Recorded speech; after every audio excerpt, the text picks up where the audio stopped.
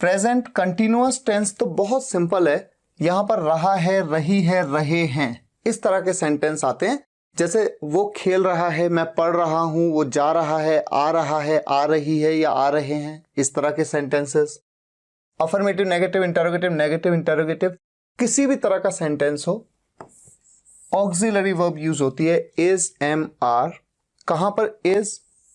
Third person singular subject के साथ में इज, आई के साथ यूज होता है एम, और बाकी जितने भी ये प्लूरल हैं सभी प्लूरल के साथ में यूज होता है आर। तो इज, एम, आर, बस इतना ध्यान रखना है। बाकी सेंटेंसेस को बनाना बहुत ही आसान है। मैं आपके सामने सेंटेंस रखता हूं। पूजा मसाले पीस रही है, पीसने के काम को कर रही है। तो रहा है, रही है, रहे हैं आ गया, प्रेजेंट कंटिन्यूअस टेंस है। काम क्या कर रही हो? पीसने का। पीसने को कहते हैं ग्राइंड करना, GRIND। कौन पीस रहा है? कौन कर रहा है उस काम को? पूजा कर रही है। पूजा यहां पर सब्जेक्ट है। और पूजा कैसा सब्जेक्ट है? चूंकि किसी एक व्यक्ति का नाम है, किसी एक का नाम है, इसलिए सिंगुलर नाउन है। नाउन का मतलब सीधा सीधा नेम समझ लीजिए आप, नाम। ये बात मैंने अभी थोड़ी देर पहले भी बताई आपको। तो ये क्या है? कैसा सब्जेक्ट है? थर्ड पर्सन सिंगुलर सब्जेक्ट है। इसके साथ में लगेगा इज। सेंटेंस आपका अफर्मेटिव है। सबसे पहले पूजा, पूजा के साथ इज, पूजा इज। पीसने को ग्राइंड कहते हैं, वर्ब की फर्स्ट फॉर्म ग्राइंड, ग्राइंड के साथ ING, ग्राइंडिंग। उसके बाद ऑब्जेक्टिव पार्ट, ऑब्जेक्टिव पार्ट में मसाले, मसाले को कहते हैं spices. Pooja is grinding the spices. अगर यही सेंटेंस नेगेटिव हो जाए, पूजा मसाले नहीं पीस रही है, तो नहीं के लिए सिंपली यहां पर आप इज के बाद क्या लगा देंगे? Not. Pooja is not grinding the spices. अगर इंटेरोगेटिव कर दें, सेंटेंस को प्रश्नवाचक कर दें, क्या पूजा मसाले पीस रही है? क्या से शुरुआत कर दिया। इस क्वेश्चन का आंसर आप यस या नो में दे सकते हैं, इसलिए WH फैमिली मेंबर यूज नहीं होगा। इससे शुरुआत होगी is Pooja grinding the spices, is Pooja grinding the spices. इस तरह से बन जाएगा इंटेरोगेटिव सेंटेंस। तो ये सेंटेंस बन गया, क्या पूजा मसाले पीस रही है? Is Pooja grinding the spices. ठीक है, इंटेरोगेटिव। अच्छा, अगर मैं कह दूं पूजा मसाले क्यों पीस रही है, क्यों कह दिया मैंने, क्यों के लिए हम क्या कहते हैं? Why. Why is Pooja grinding the spices, why is Pooja grinding the spices. तो मैं सिंपली वाई का यूज कर लूंगा। या फिर अगर मैं कह दूं कि पूजा मसाले क्यों पीस रही है, क्यों के लिए तो ठीक है, कह दिया वाई। अच्छा, पूजा मसाले कहां पीस रही है, कहां के लिए? Where. Where is Pooja grinding the spices. तो जैसे जैसे WH फैमिली मेंबर का यूज होगा सेंटेंस में, उसी तरह से WH फैमिली मेंबर आ जाएगा। जैसे अगर सेंटेंस हो पूजा मसाले किसके साथ पीस रही है, किसके साथ। अब किसके साथ के लिए कौन सा WH फैमिली मेंबर यूज किया जाता है? With whom। With whom is Pooja grinding the spices. अच्छा, इसी तरह से अगर मैं कह दूं कि पूजा किस लड़की के साथ मसाले पीस रही है, तो किस लड़की के साथ, इसके लिए WH फैमिली मेंबर मैं कौन सा यूज करूंगा? With which girl, with which girl. ये बात मैंने WH फैमिली मेंबर के वीडियो में आपको बताई है। विद साथ, विच गर्ल कौन सी लड़की। तो कौन सी लड़की के साथ, कौन सी लड़की के साथ या किस लड़की के साथ, बात तो एक ही है। तो विद विच गर्ल का यूज कर लेंगे, बाकी सेंटेंस तो एज इट इज रहेगा। With which girl is Pooja grinding the spices. तो देखिए, अभी शुरुआत में तो हो सकता है आप चीजों को थोड़ा थोड़ा रूल के हिसाब से सीखते हैं, लेकिन जैसे जैसे आप आगे बढ़ते जाएंगे ये रूल्स तो बड़े इजी हैं। आपको तुरंत दिमाग में आएगा कि सबसे पहले WH फैमिली मेंबर, उसके बाद में जो भी हेल्पिंग वर्ब यूज हो रही है, उसके बाद सब्जेक्ट, उसके बाद वर्ब की फर्स्ट फॉर्म के साथ ING लगाना पड़ेगा क्योंकि प्रेजेंट का कंटिन्यूअस टेंस है, और उसके बाद ऑब्जेक्टिव पार्ट। अब देखिए दो सेंटेंस, पूजा क्या पीस रही है और पूजा और अर्चना क्या पीस रही हैं। इस सेंटेंस में दो लोग काम को कर रहे हैं पीसने का, पूजा और अर्चना। एक से ज्यादा है, दो है ना, एक से ज्यादा है, तो प्लूरल नाउन, थर्ड पर्सन का प्लूरल सब्जेक्ट है, और आप जानते हैं प्लूरल के साथ आर लगेगा, तो इस सेंटेंस में तो आर का यूज होगा। और पूजा, जब एक व्यक्ति की बात है सिंगुलर नाउन, तो इसका यूज होगा। पूजा क्या पीस रही है, ये सेंटेंस इंटेरोगेटिव है, ठीक है। यहां पर क्या के लिए व्हाट का यूज करें या ना करें, जब मैं आपसे ये क्वेश्चन पूछूंगा पूजा क्या पीस रही है, तो दो बातें हैं, या तो आप मुझे बता देंगे कि वो क्या पीस रही है, या आप मुझे हो सकता है कह दें कि मुझे नहीं पता कि वो क्या पीस रही है। लेकिन इस सेंटेंस का आंसर आप यस या नो में नहीं दे सकते। आप ऐसा नहीं कह सकते यस या नो, इससे तो बात क्लियर ही नहीं होगी। तो आपको बताना पड़ेगा पूजा क्या पीस रही है। मैं पूछ रहा हूं कि क्या है वो चीज जो पीस रही है, तो आपको बताना पड़ेगा। इसलिए इस सेंटेंस में क्या के लिए हम यूज करेंगे व्हाट। व्हाट के बाद इज लगेगा, एम लगेगा, आर लगेगा, डिपेंड करता है सब्जेक्ट पे। सब्जेक्ट है पूजा, थर्ड पर्सन सिंगुलर, तो इसका यूज करना पड़ेगा। व्हाट इज पूजा पीस रही है, पीसने को ग्राइंड, ग्राइंड के साथ ING, grinding. What is Pooja grinding, question mark. और इस सेंटेंस में पूजा और अर्चना क्या पीस रही हैं, व्हाट आर क्यों लगा, क्योंकि एक से ज्यादा है, प्लूरल सब्जेक्ट है। व्हाट आर, और सब्जेक्ट कौन है। कई बार स्टूडेंट्स कंफ्यूज होते हैं, कहते हैं यहां पर दो सब्जेक्ट हैं, एक है पूजा एक है अर्चना। नहीं, ऐसे नहीं।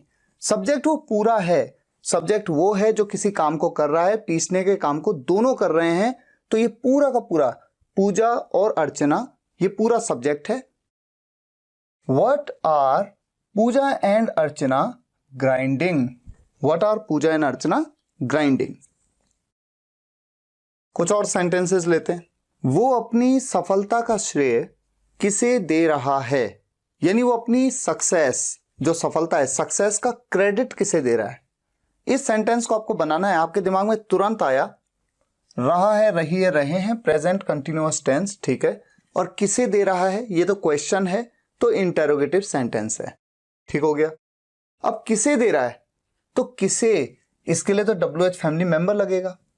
कौन सा WH फैमिली मेंबर होता है जिससे हम कहते हैं किसे, किसको या किससे। इसके लिए हम क्या यूज करते हैं, हम यूज करते हैं whom, WHOM, whom।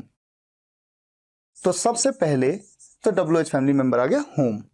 अच्छा, उसके बाद अब मुझे इज, एम, आर में से किसी एक का यूज करना है, डिपेंड करता है सब्जेक्ट पे। सब्जेक्ट कौन है, कौन दे रहा है, देने का काम कौन कर रहा है, सब्जेक्ट है वो कोई लड़का है यानी कि ही, ये तो थर्ड पर्सन सिंगुलर है यानी इज लगेगा। whom इज सब्जेक्ट, सब्जेक्ट है ही। whom इज ही, देना, देने को गिव कहते हैं, वर्ब की फर्स्ट फॉर्म क्रिया है देना, देने को हम गिव कहते हैं, गिव के साथ लगेगा आईएनजी। whom इज गिविंग, सिर्फ इतने का क्या मतलब है, वो किसे दे रहा है, वो किसे दे रहा है। अब क्या दे रहा है, अब आएगा ऑब्जेक्टिव पार्ट। क्या दे रहा है पहले तो ये बताइए, श्रेय, श्रेय मतलब क्रेडिट, अपनी सफलता का, of his success. whom is he giving credit of his success। देखिए बन गया सेंटेंस। और ऐसा नहीं है कि आपको इतना सोचना पड़ेगा, वो तो अभी सोचना पड़ रहा है, जैसे जैसे प्रैक्टिस होती जाएगी चीजें आसान हो जाएंगी। अब इस सेंटेंस को देखिए, किस लड़की का भाई यहां आ रहा है। इस सेंटेंस में भी आपने देखा रहा है, रही है, रहे, present continuous tense, question mark, यानी कि पूछा जा रहा है तो क्वेश्चन है। अच्छा, जब भी क्वेश्चन आए तो सबसे पहले देखिए कि WH फैमिली मेंबर क्या है, जैसे कि किस लड़की का भाई। अच्छा, WH फैमिली मेंबर की सेपरेट वीडियो में जैसे मैंने बताया था कि किसे के लिए हम whom कहते हैं, वैसे ही मैंने आपको बताया था कि किस लड़की का भाई के लिए हम क्या कहते हैं, विच गर्ल्स ब्रदर। अब ये इंटेरोगेटिव सेंटेंस, इसमें सब्जेक्ट कहां है।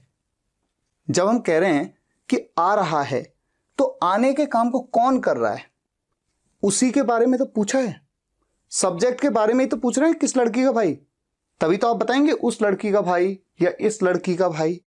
तो जब सब्जेक्ट के बारे में ही पूछा जा रहा है कि काम को, आने के काम को कौन कर रहा है, तो फिर यहां पर आ जाएंगे हम स्पेशल केस में। विच गर्ल्स ब्रदर, कौन सी लड़की का भाई या किस लड़की का भाई, इज है, आ रहा, कम इन, कमिंग, यहां ऑब्जेक्टिव पार्ट में here. Which girl's brother is coming here. और मैंने आपको एक बात और बताई थी एक वीडियो में कि जब भी हियर या देयर आता है उससे पहले इंग्लिश में आप यहां पर ओवर का यूज भी कर सकते हैं, लिखते वक्त भी बोलते वक्त भी। तो आप इस सेंटेंस को ऐसे भी बोल सकते हैं, which girl's brother is coming over here. Over here भी कह सकते हैं और केवल हियर के साथ कह सकते हैं which girl's brother is coming here. ये पेन कौन खरीद रहा है।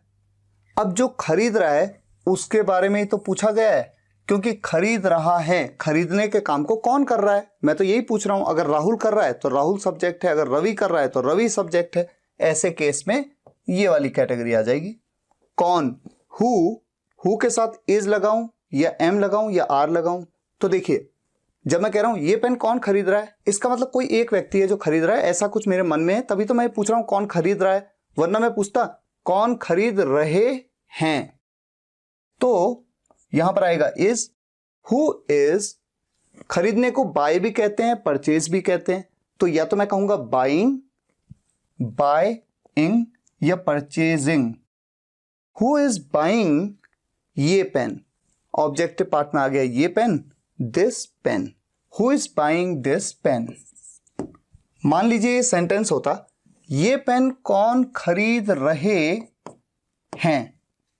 इसका मतलब जो क्वेश्चन पूछ रहा है उसके मन में है कि एक से ज्यादा लोगों की बात हो रही है। ये पेन कौन खरीद रहे हैं, तब मैं कहता who are buying this pen.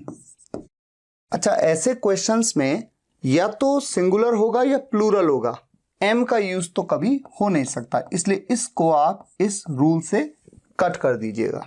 ठीक है, या तो इज आएगा या आर आएगा। अगर क्वेश्चन में जो WH फैमिली मेंबर है वो रेफर कर रहा है सब्जेक्ट को जो कि सिंगुलर है तो इज लगा दीजिए, और नहीं तो आर। ये तो क्वेश्चन को जब आप बोलेंगे तभी सेंस क्लियर हो जाएगा।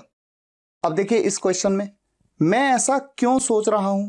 सोच रहा हूं, सोचना एक काम है, रहा है, रही है, रही हूं, present continuous tense, interrogative sentence है। सोचने का काम कौन कर रहा है, मैं। तो यहां पर तो सब्जेक्ट दिया हुआ है, सब्जेक्ट दिया हुआ है, इसका मतलब ये वाला interrogative sentence formation. WH family member, क्यों, क्यों के लिए वाई एम आई, मैं क्यों सोच रहा हूं ना, वाई एम आई, सोचने को थिंक, थिंकिंग, और ऑब्जेक्टिव पार्ट में क्या आया, ऐसा, ऐसा को कहते हैं so. Why am I thinking so. अगर मैं इंग्लिश बोलने के पॉइंट ऑफ व्यू से बात करूं तो सो की जगह पे लाइक दिस भी कह सकते हैं, why am I thinking like this, या फिर why am I thinking like that, like this, like that. इन सभी तरीकों से इस सेंटेंस को हम बना सकते हैं। तुम ऐसा कहकर मेरा दिल दुखा रहे हो। तुम ऐसा कहकर मेरा दिल दुखा रहे हो, तो दुखा रहे हो, रहा है, रही है, रहे हैं, आ गया प्रेजेंट कंटिन्यूअस टेंस। दुखा रहे हो यानी दुखाना, और दिल दुखाना, इसके लिए जो वर्ब यूज होती है वो यूज होती है हर्ट, HURT, हर्ट। और कौन दिल दुखा रहा है, तुम को हम कहते हैं यू। चाहे कोई एक व्यक्ति दुखा रहा हो चाहे एक से ज्यादा, मान लीजिए 4 लोग हैं और मैं उन चारों को कहता हूं तुम ऐसा कहकर मेरा दिल दुखा रहे हो, इसका मतलब तुम चारों दुखा रहे हो। तो चाहे 4 हो चाहे 1 हो, यू ही यूज किया जाता है, और यू को हमेशा प्लूरल ही ट्रीट किया जाता है। ये नहीं कि एक है कोई तो सिंगुलर ट्रीट कर लूं, नहीं। सब्जेक्ट है यू, अफर्मेटिव सेंटेंस है, यू के साथ हमेशा आर। यू आर हर्ट, दिल दुखाना hurt, hurting, you are hurting, किसका दिल दुखा रहे हो, मेरा दिल। यू आर हर्टिंग मी, क्या करके, ऐसा कहकर। इसको अभी हम करते हैं, पहले उससे पहले तुम मेरा दिल दुखा रहे हो, यू आर हर्टिंग मी।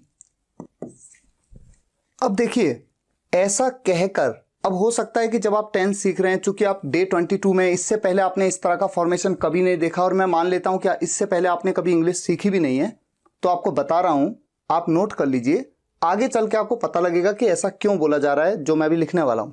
लेकिन देखिए, ऐसा कहकर यानी कुछ कहा जा रहा है, और कहने को से कहते हैं या टेल कहते हैं। तो ये भी तो एक वर्ब है, एक क्रिया है।